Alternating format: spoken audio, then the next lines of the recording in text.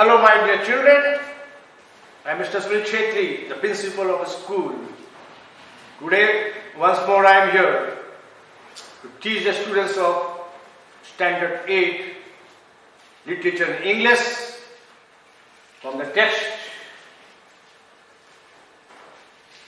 and the chapter is The Best Christmas Present in the World by Michael Moore Barbu.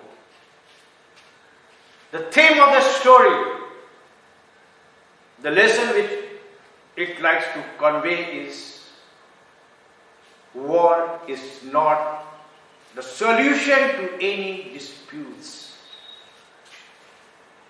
In this story, we find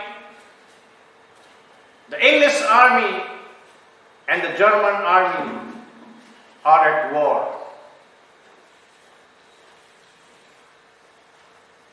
The story, which is narrated by the author himself, reveals a lot. Now let's step into the story. The author went to a junk shop. He went to a junk shop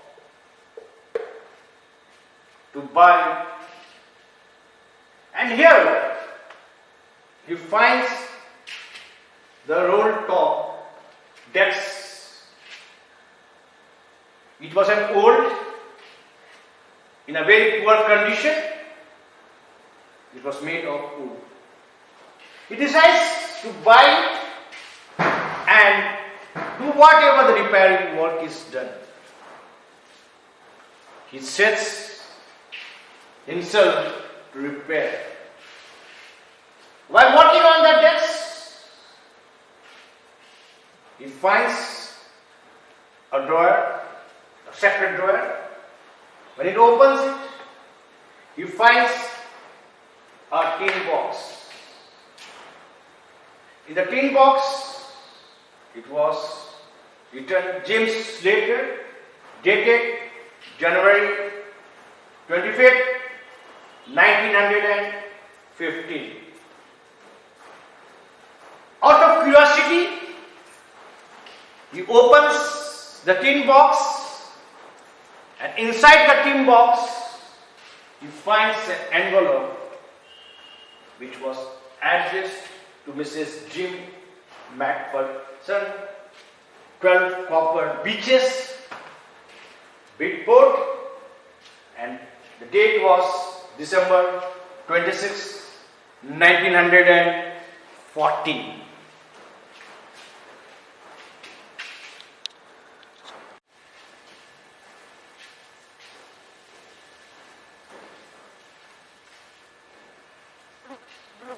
It was a letter written by a captain of the English army whose name was Jim McPherson, and the letter was addressed to wife Connie. He had narrated a wonderful incident in that letter. Unforgettable moments. The English and the Germans were at war. They were in the trenches in no man's land. It was a frosty morning. Suddenly, the captain, Jim McPherson, notices German soldiers calling them and wishing them Happy Christmas. Even the English soldiers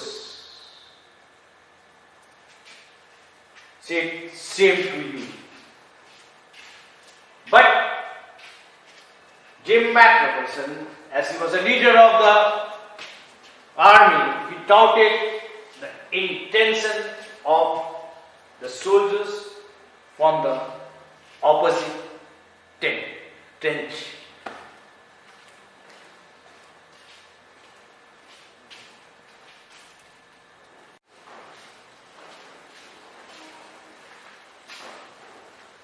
Many German soldiers were moving towards the trench of the English soldier. The captain was alarmed, but he saw that these German soldiers were carrying German wine and canned meat. They exchanged pleasantries among themselves. Then the German officer told that he was from Dusseldorf and he worked in an orchestra and his name was Hans Ulf. The captain of the English army, Jim McPherson, also introduced himself. He said he was a school teacher from Dorset.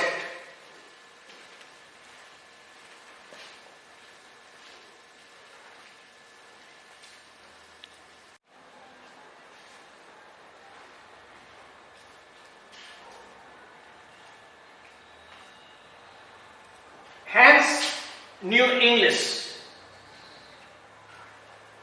He said that he was from Dorset, though he was not from there.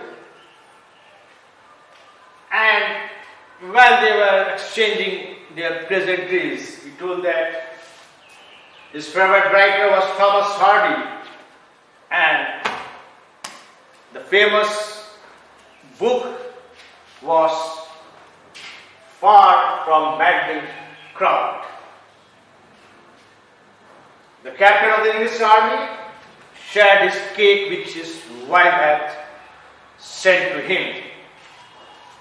After that, they had a football match. They played a friendly football match. And they even said that to settle any disputes, why they not play football match?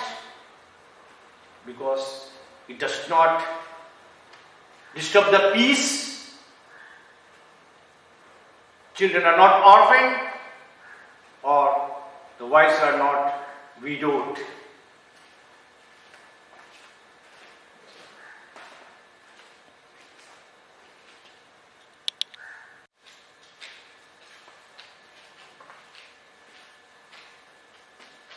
After the match was over, there was a celebration. They had their drinks and eatables.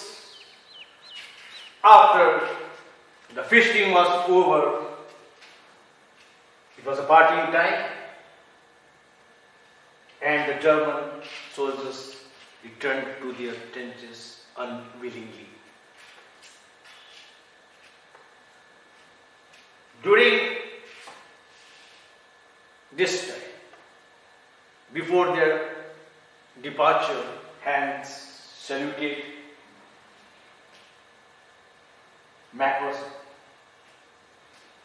Late in the evening, Germans were heard singing carols, and even the English soldiers replied with carols. So here we see that how friendly they were. They never wanted war. They wanted peace. But to be on line of duty, they had to fight and kill each other.